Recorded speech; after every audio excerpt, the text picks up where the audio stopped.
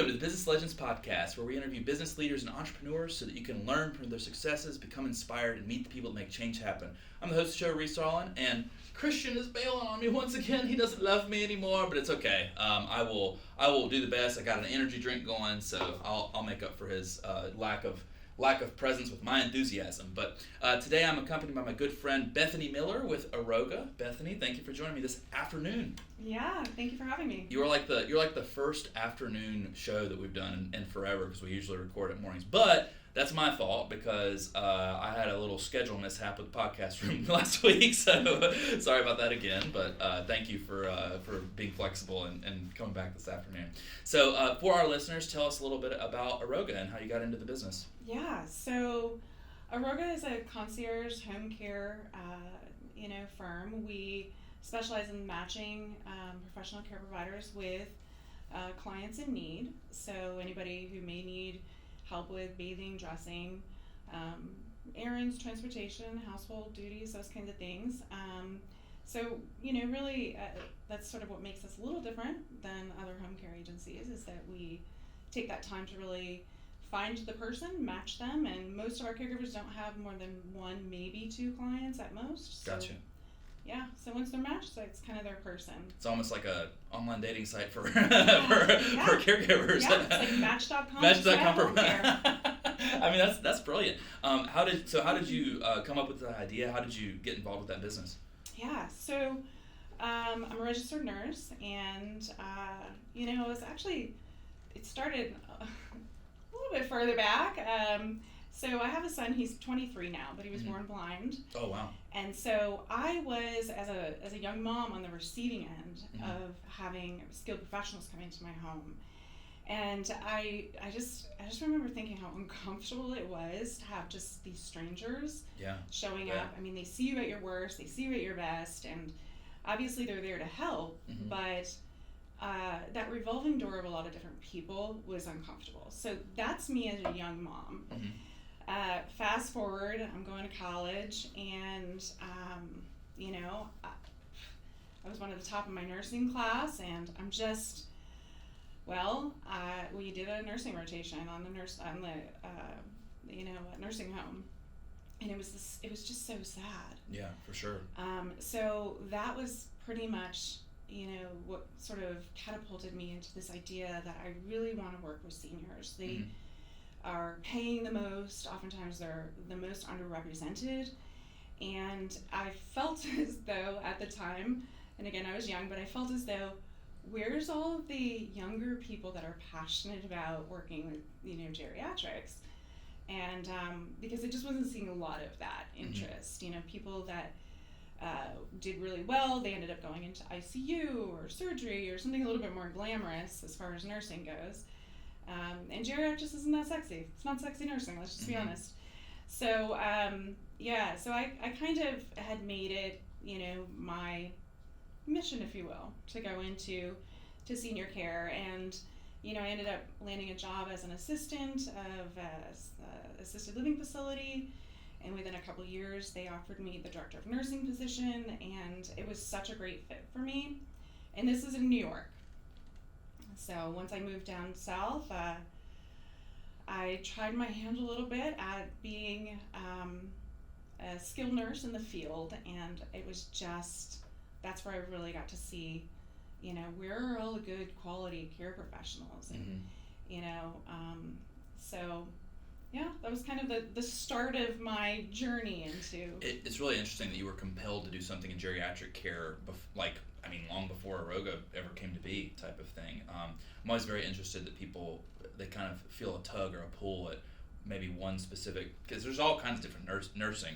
There's, geriatric, OR, ER, and sexy nursing and everything in between, like, to your own words, but what was there anything other than just it seems like lack of skilled professionals in the space, or did something about it make you sad, or was it just everything? Yeah, so again, one of the things that I decided to focus on, because I did about 5 months of research before I started Aroga, what's kind of going wrong with the industry, as it were, home care. And, so I was interviewing clients and I was interviewing caregivers, and Mm-hmm. they really actually were saying the same thing. Caregivers were having to take care of 6-10 clients, and clients would love a caregiver and then they wouldn't be able to have them because they would be, on a rotation. And so they were saying the same thing. The other thing that came up was obviously how much they're getting paid. I mean, we pay our babysitters more than we're going to pay someone who's going to take care of your parent. And to me, that's, this person is the one who brought you into this world and they're leaving a legacy. Right.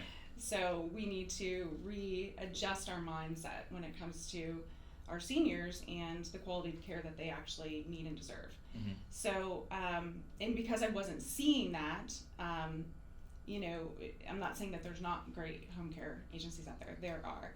But I wasn't seeing that, in general, a lot. And so I just decided to start my own company, and it's a no-brainer to focus on your clients. That is absolutely a no-brainer. But my focus is on my front line. Mm-hmm.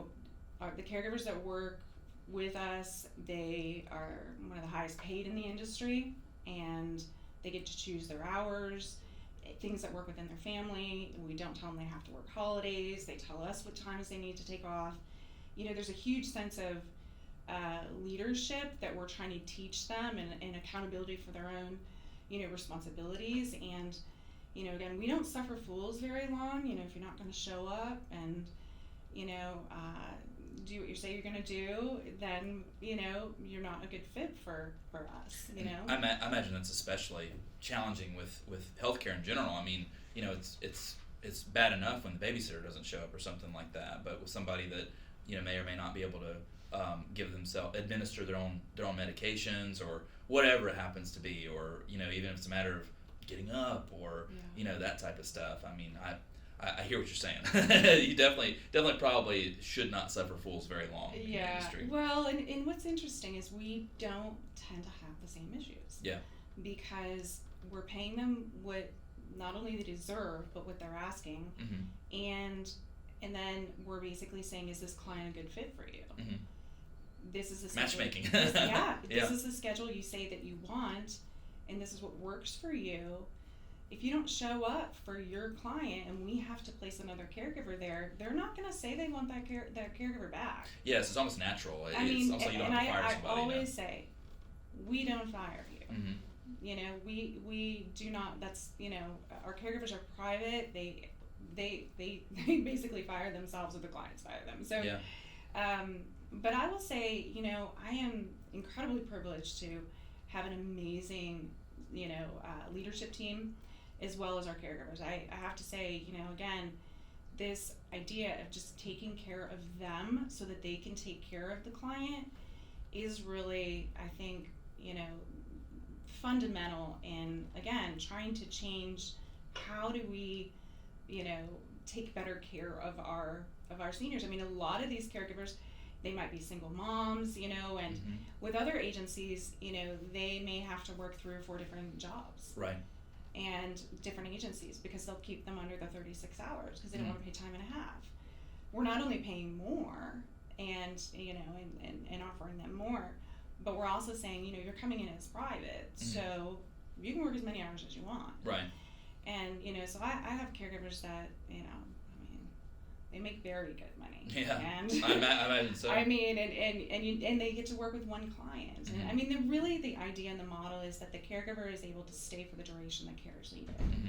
And it's not going to be a bunch of different people, more than needed. I mean, if it is a 24-hour case, hourly, you're going to still have 5 caregivers because it's 168 hours a week. So you're Mm-hmm. going to have, typically 3-day people, maybe 2-night people. But in general, though, we want to keep it comfortable and consistent for, our seniors. And a lot of them have dementia. Yeah. They don't need a lot of different personalities. Well, trying to keep that I was kind of trying to think about. Think about the challenges with that. And just from my understanding, you guys primarily focus on senior care, or it's anybody that may need home care. So whether it's a situation like your son with blindness and working through that, is it everything, or is it just primarily senior care? It's primarily senior care. However, we have had, quadriplegics, Mm-hmm. People who have ALS. That tends to be because that can hit young. And, for us, anybody who's in their 40s and 50s is really young for us. So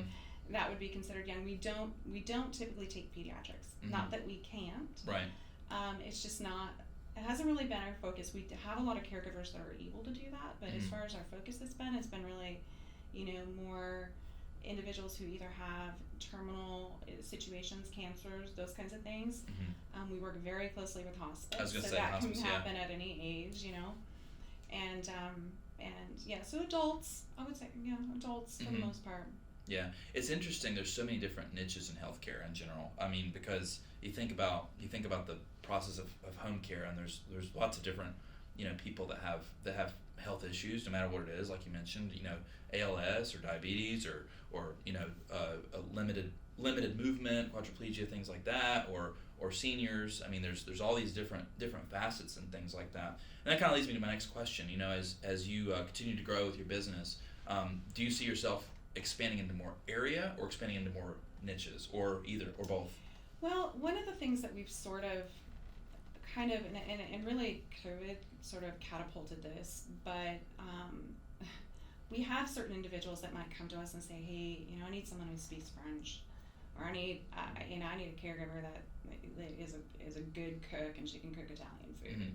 Like that's what my mom wants. And so there's, people can come to us and be like, we may or may not have someone in our registry that's able to do that, but we had none. So we'll go out there and we'll take, and depending on the time, I mean, we may say, well, it's going to take us a couple weeks, but we got the manpower and we're going to look for your person. And so, we're able to do those kinds of things. We are a quality over quantity model. We keep our care manager to client base very small because we got to focus on the details matter. At the end of the day, they matter. And so, those are the things that we've sort of found that we're kind of able to do that other agencies struggle with because they just don't have the manpower to do that kind of thing, headhunt, if you will. We have clients that are like, hey, we want mom to go with us to the beach and we need a caregiver to come for, and it really is like having a personal assistant. That caregiver goes to the beach, and when mom's tired, they take her in and she takes a rest and whatever. So they're able to still continue doing the same things that, they would have normally done, but now they have the assistance and the help. My idea is that it's always about quality of life. How do you continue to provide someone with the same quality of life, even when their faculties are failing, even when, they're not able to walk anymore, they're not able to talk, that doesn't mean that they don't enjoy going outside and watching the birds, or they don't enjoy going to music in the park, or, it's really the idea of like, think outside the box. Movement, things like exercise. We pretty much put stretch and exercise into every care plan. That's so important. And I think that, I have my issues with our healthcare system as a whole, but, I remember before the doctor I go to now, who is awesome, by the way, for my annual checkups and things like that, they would, just the quality of questions that they would ask me when I would get a checkup or whatever, it didn't seem like healthcare to me. It was almost like a, I've been in sales my whole life, so it almost felt like a what type of pill can I push on you type of thing. You know what I mean? And that happens so often. But I think there's this qualitative assessment that people just forget to do. How are you eating? How's your stress? How's your sleep? What time do you go to bed? What time do you get up in the morning? Just different stuff like that. That's just I feel like there's a lot of room to grow in the industry as a whole for that stuff. So it's amazing that you include that with your plans. And to that point, we are more than just the physicality of taking care of. And I think sometimes when, our, seniors tend to start, maybe they're losing their mind a little bit. Maybe they're not remembering certain things. And when that happens, we tend to think that means that they shouldn't or can't do all of the things. But we are more than just the taking care of. We're mind, we're spirit. Like how... I always say, is their light a little dim? If someone just went through a stroke and maybe they can't completely communicate, but we should, as assume maybe that they're probably not feeling really happy right now. Right. What can we do to bring a smile to someone's face today, and help them to work through whatever it is that they're going through? And and it's really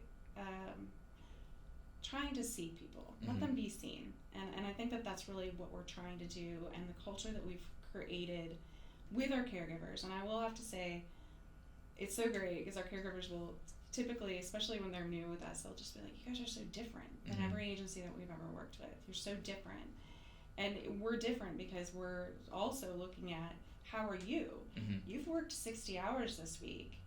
Are you okay? Do you need a day or something? off? Yeah. Like, how's your little one? I can't tell you how many times I've had caregivers been like, oh, hey, my daughter's in the hospital, can you pray for me? And I'm like, sure, maybe I'll go up to the hospital and visit them. And, it's just, it's the human connectedness and being able to just, we're all in this journey in some kind of capacity together, and, everybody needs the support, really. Yeah.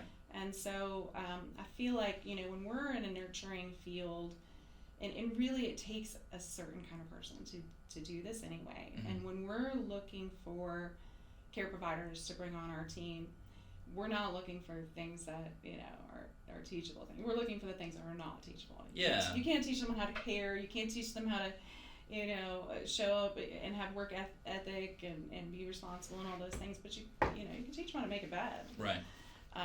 Or transfer somebody. So we're always, our kind of gold standard is, would we be okay with them taking care of one of our loved ones or myself? Yeah. And we've actually used them for our loved ones and our own selves at times. So yes. That's pretty strong. That's a pretty strong connection. Yeah, it's there. a standard. It's a standard. And I like to say, I think a lot of the caregivers that come and they work with us have not, they don't expect to be, they're used to kind of being paid terrible, not being really treated great. So sometimes they come a little brassy. Sure. And it takes them a minute to be like, oh, okay. But our turnover rate is less than 10%. That's almost unheard of in the industry. It's almost unheard of in any industry. It really is. That's amazing. And, and we also try to empower them to, obviously, they're coming in private, so they've, they're sole proprietors, and we're educating them on that. This is what this brings to you, and this is why you're empowered, and this is what this means. And I think that too is again, we're a community trying to, it's mostly women, so we're trying to bring up this sisterhood and empower, these women who, being a caregiver is typically entry-level employment, and, it's not like you have a master's degree and you want to be a caregiver. Right. Not that we don't have, some highly educated caregivers, but I'm just saying, like, we come in and we say, hey, let us help you to understand what some of these things mean, and and give you that confidence to be like, what, you've chosen this as a career, and it's a hard job, and we get that. It is. Yeah, for sure. How do you navigate, you have all these different caregivers and obviously so many different walks of life and stuff like that. How do you navigate, of course I'm sure it requires conversation or whatnot, but like I call it like the interstitial stuff, so the stuff that exists in between the spaces. So like you brought up a minute ago, I need a caregiver that can cook Italian food because that's what my mom needs or something like that. Like how do you match that piece of it, because it's not like that's part of your standard interview process or something like that.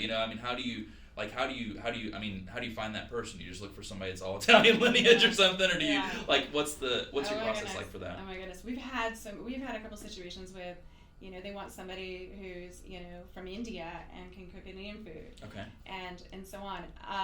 I love that I have a great network of people in my life. Sure. And all different walks. And so I can go to my friend and say, hey, do you know anybody who may be interested in working, a few hours a week with, and cook and do these things. And so, they're kind of putting feelers out to, to their network. And but we do use, we have, certain programs that we, pay into that it's kind of cool.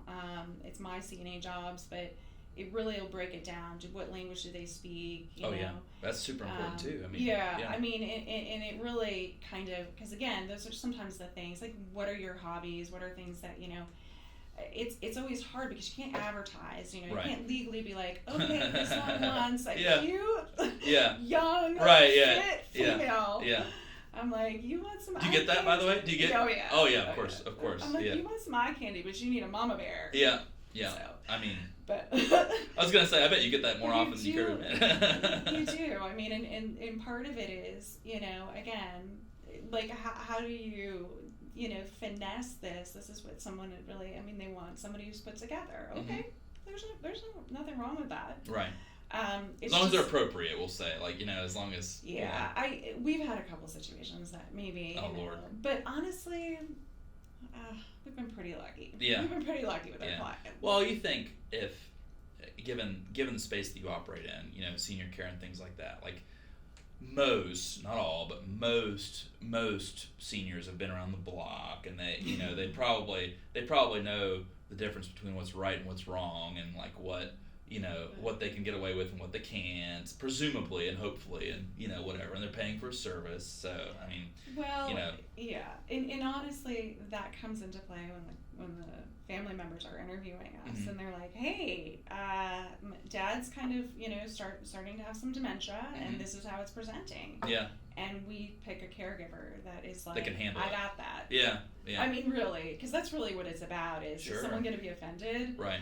So we have to, you know, explain to them, is this going to be a good fit for you, or are you going to be uncomfortable? You know what I mean? If that's a real thing to contend with too. I mean, I guess I never really thought about that too much, but I mean, you know, sometimes when people's minds start to slip or whatever, you know, they just stop caring about. Yeah, and it is what it is. They lose their filter, right? You know, and you know, you have that, and I think, I mean, I'm just thinking of a couple of caregivers that I had, and they're hysterical. Like, they're so funny, and they're able to just laugh it off, handle it, right. Handle it with humor instead of being offended. Yeah. You know, and so, and again, it allows for the dignity as well. Sure. I think, you know, with our seniors, when, you know, we already know we're not coming into it blind. We know that this might be a thing, right? Right. So again, yeah, at least they know. At least they're not blindsided by something like that. But yeah. I mean, really, if you think about it, if you're a caregiver, like, you probably wouldn't make it too far if you were super sensitive. To be honest, because that is a very good point. It's not an easy job by any stretch of the imagination. So, you know, hopefully you can make up for it in other things. Let's talk a little bit about entrepreneurship. So, what year did you open the company? December 2016. Okay, gotcha. So, coming up on 10 years, 8 plus years in the industry, and of course you were a registered nurse before that.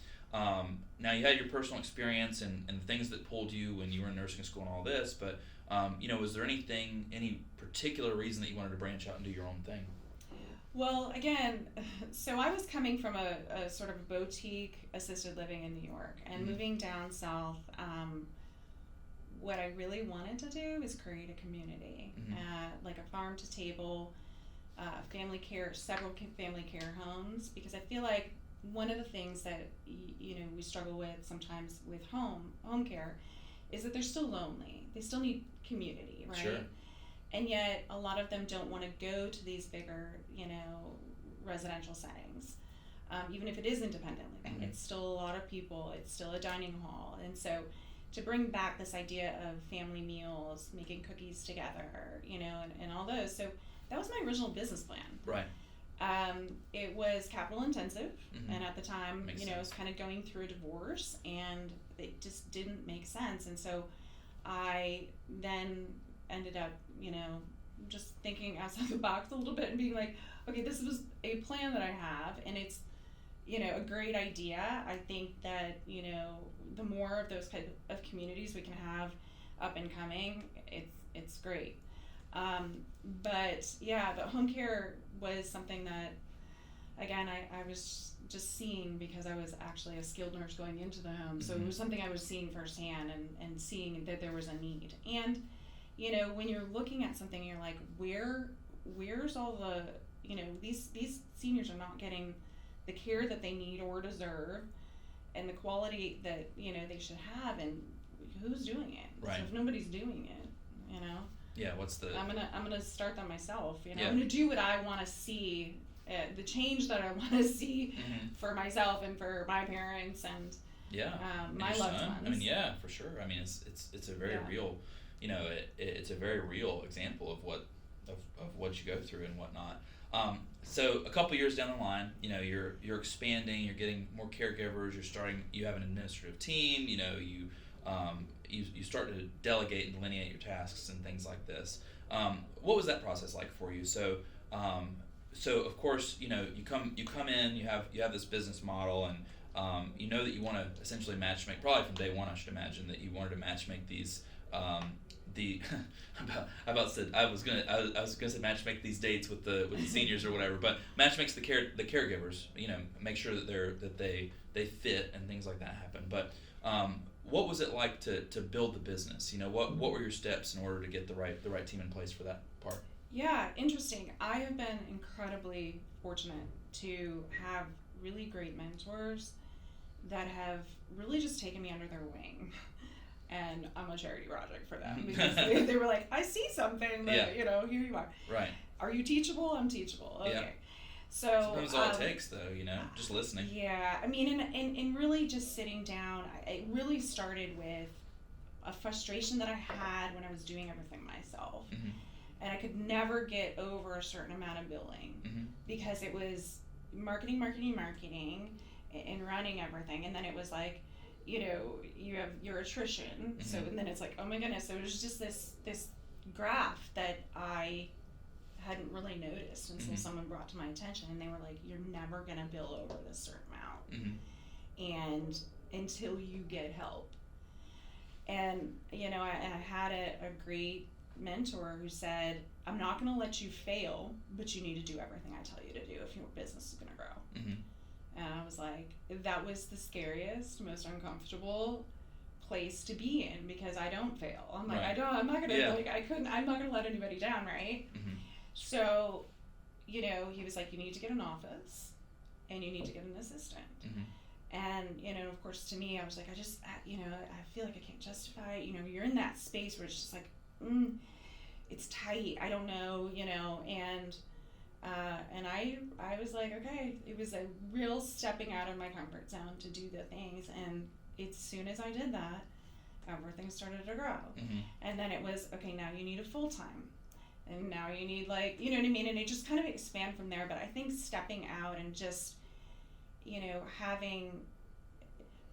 having somebody who's been through all of this before with many other companies and kind of knows what they're doing, say, I'm just telling you, this is fact, just do it. Right. And me just trusting that, okay. Trusting the process. Trust the process. Yeah. Trust the process. And then from there, again, one of the greatest things that, and I feel incredibly blessed to be able to right now be working with my best friend, is our director of operations, and she does all the scheduling and all the things, and we work very, very well together. It helps me to have that balance of being able to work and, building the business. And then she's doing the day-to-day operations. And honestly, she's the first person I met when I moved down here. Oh, wow. We were neighbors for 8 years, right next to each other. Yeah. In fact, I was sitting on her porch drinking wine and creating my business. Oh, wow. That's awesome. So it's funny how that works out sometimes. She remembers the very, very beginnings, but I have very, to very, say, very beginnings. yes, the frustrations I was having, and she was there through all of it, and I just kept saying, I can't afford you, because she was a manager at PetSmart. I'm like, I can't afford you, but you would be so perfect for this. You're just so good, and we balance each other. It's like good cop, bad cop. I'll give anybody a break, and I'm like, oh, there's sob story, and she's like, nope. She's like, she's kind of holds it together type thing. She's very, we're like, we're good cop, bad cop. Yes. When we're interviewing, someone will be like, and then they get on their long little spiels about things, and she's like, Bethany, that's not what we're here for. We're here to hear everybody's life Come back to story. reality. Yeah. So she balances me really well with that, and again, I just feel really fortunate to be able to be in a situation where, I'm not on all the time. Right. Because I literally was on call for, yeah, years. 5 years, Yeah. 6 years. Yeah. So. Yeah. It's interesting how so many different industries and businesses, and the guests we've had on this show, and it's like even a different industry still goes through the same business growth pains. They still go through the trying to do everything themselves, and then having to delegate their responsibilities and tasks, and then they have to figure out a way to grow and figure out a way to like let go of the stuff that they're doing to get past a certain point. So It's very hard. It is. Letting go was really, really hard. Letting go of control. Oh, yeah. That was, and I've slowly been able to do that with my bookkeeping, with my, with the scheduling. And it's been a real great growth process for me to learn how to do that. It's tough. I don't know if it's my own arrogance or what, but even to this day, and now there are a couple things, like for example, we do website development, right? And I don't develop websites well. I can do it, but I'm not good at it. Our team does a lot better at that, for instance. But when it comes to like campaigning and the grassroots of how we started the business, like I to this day I think I'm the world's best at it. And it's just it's just I had that spark to the flame that kind of brought the business up, type of thing. And so I knew it from zero, and now I know where it is. So it's always very interesting.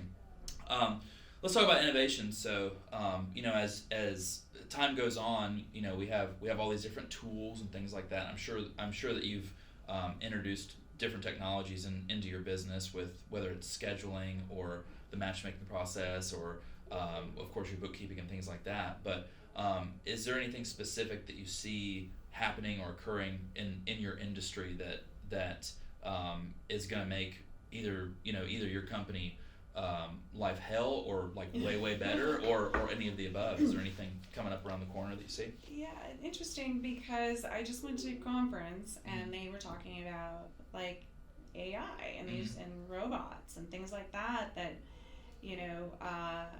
I think it's still pretty preliminary, but I know that they're out there. But really, if you had, so the idea was, you take a robot and you put it in someone's house, and kind of like your robot, is it Roby, like the vacuum cleaner thing? The Roomba. Yeah. I have one, and I couldn't think of what it was. So it scans your house, and it knows where everything is. And so, but to have something like these robots, basically, that you would check them in, and they go to a certain person's house. They're always there. They're not going to be late. They don't, you know what I mean? They're round the clock. They can let somebody know if there's an emergency. The thing is, we're taking though the personal out of it, the community aspect, and so I see that that could be. They remind you to take your meds. They can bring you your meals. They can, I don't know. So there's something coming up with that. Do you think that level of complexity is going to be like within our lifetimes, though? The way technology is moving, I wouldn't be surprised if it is. But that said, again, we've got cars that drive themselves. Think about, I don't know, you're a little younger than I am, but I'm looking back to like, oh my goodness, the cars with the CD players. Yeah. And now everything is Bluetooth. And, right. You know what I mean? So I do see that might be something that comes up. Do I see it as a threat? No, because personally, I don't think that you can replace the human connection. The connection. Alexa and I, we get to know each other really well. If I'm feeling lonely, I'll start talking to her. By the way, I'm relatively sure I'm on a government watch list due to Alexa only, because every time, for some reason, Christian's hobby is every time he comes over to my house, he asks Alexa the most messed up thing. Hey Alexa, how do you make a bomb? Or something like that. And it's like Christian, stop doing that. He does it just to drive me crazy, but it's scary though. To your point of community, and I was just thinking about perhaps the OG, phase zero alpha version of Aroga or whatever, but where you wanted to create assisted living facilities or centers or community hubs or whatever else type of thing you want to do. But I find myself talking about this a lot, but it's like we're more connected than we ever have been. I mean, I can get a hold of you by texting you, calling you, emailing you, like sending you a voice text, like whatever, voicemail.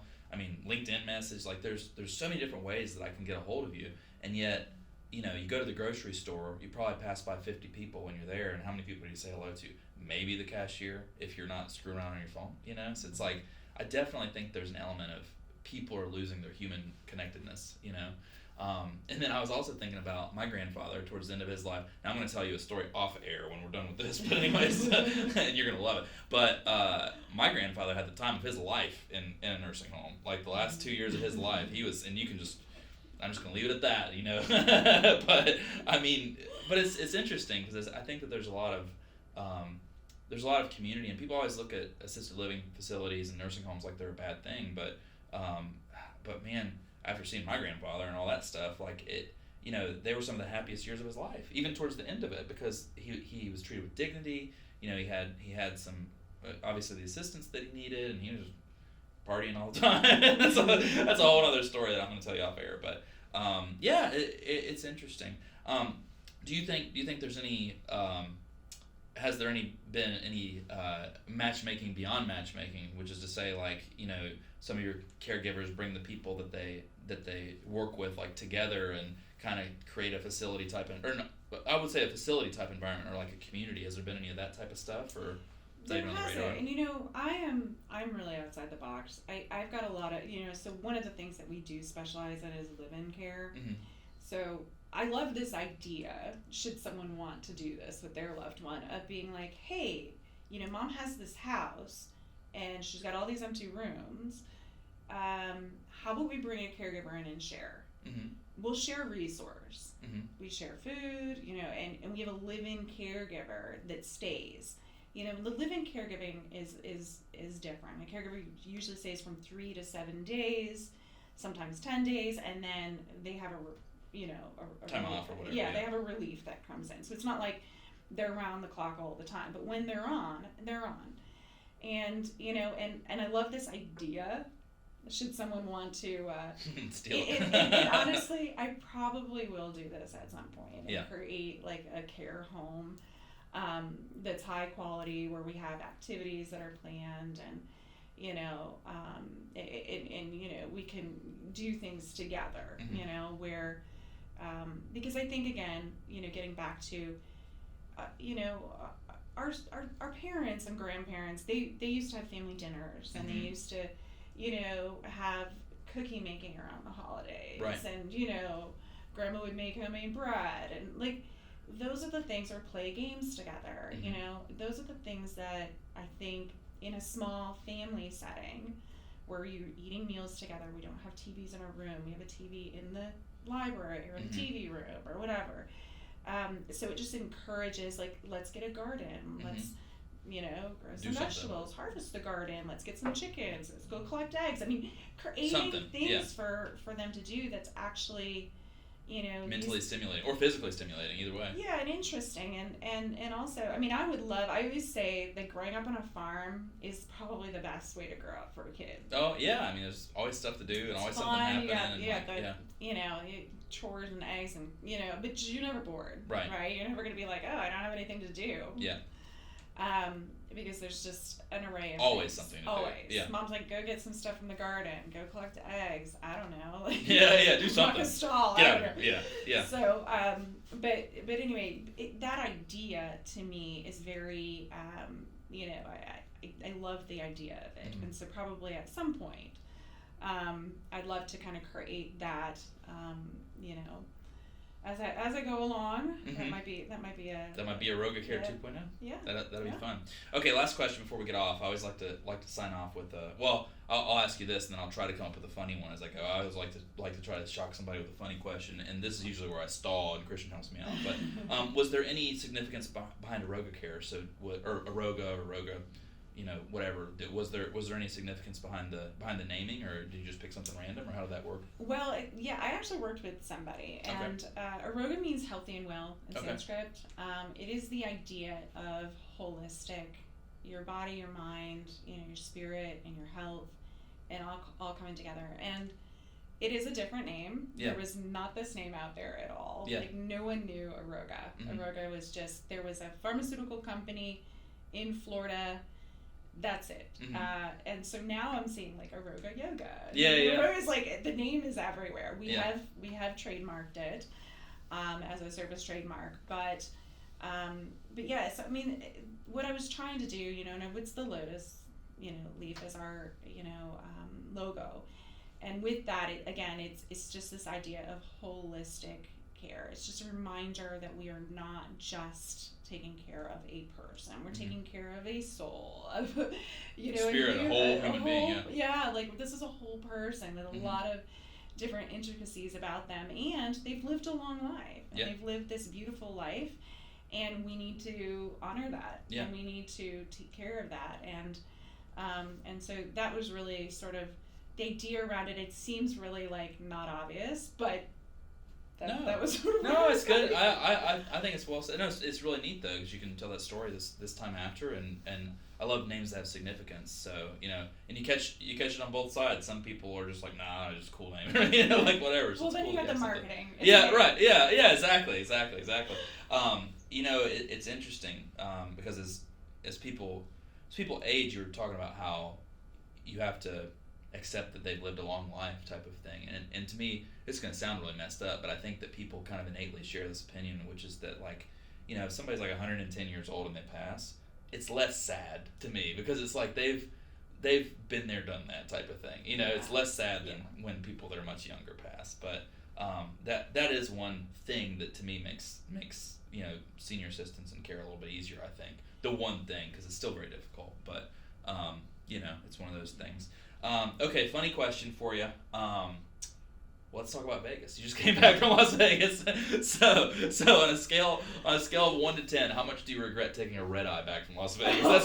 That's my question. A 10. A 10. Yeah. A solid 10. I was up Perfect. for a good 24 hours. Oh yes, been there, done that. Good That is 24 hours. Oh It yeah. was such a great experience. It was my first time, and I loved it. It was a lot I'm of surprised fun. you've never been out there for a conference, given what you do. Like, Yeah. Usually my conferences are in Florida, Mhm. sometimes Chicago. Okay. But yeah, so this was a great experience. Other than the red eye. Other than the red eye. The shows. Everything else is good. Yeah, perfect. Very good. Well, thank you very much for joining me, and congrats. You're a business legend. Thank you. Thank you.